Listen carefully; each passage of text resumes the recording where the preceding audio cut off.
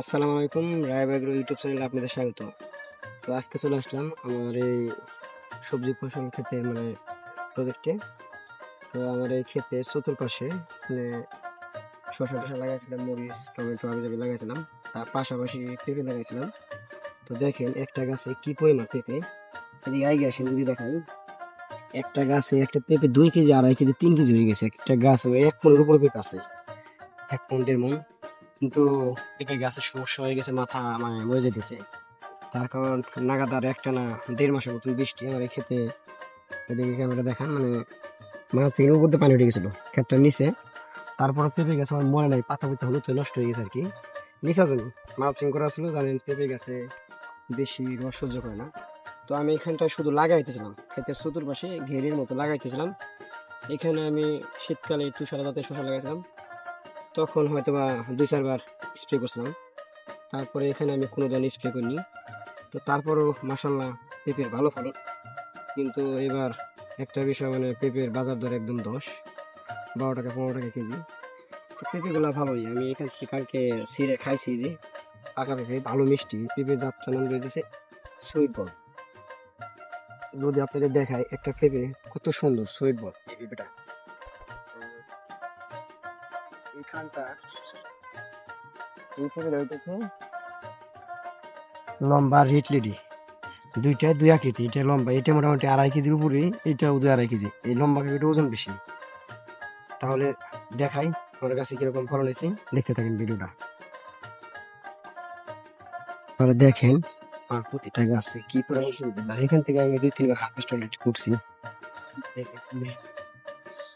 প্রতিটা গাছে পুরা থেকে ভেবে ধরছে, দেখেন এগুলো মাশাআল্লাহ মাথা নষ্ট হয়ে গেছে।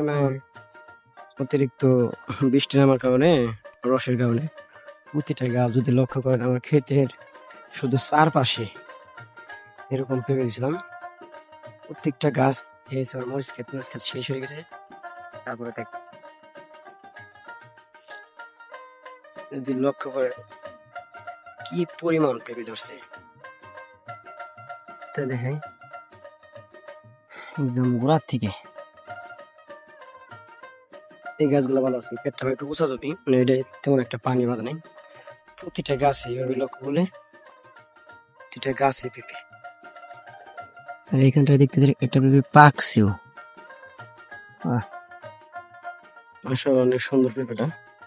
কালকে পাকা পেঁপে হারভেস্ট করছি। এবার দেখেন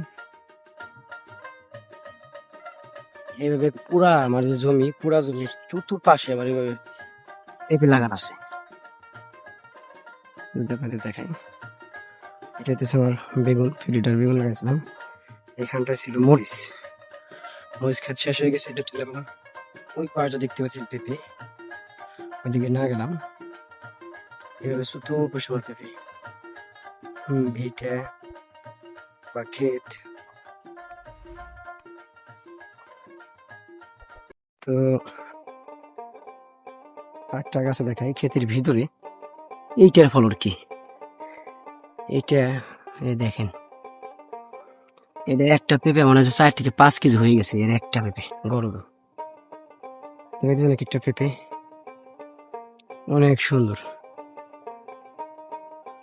এই যে একটা হাইব্রিড পেঁপের ভিতরে, এটা সম্ভবত গ্রিন লিডি হইব সবজির জন্য।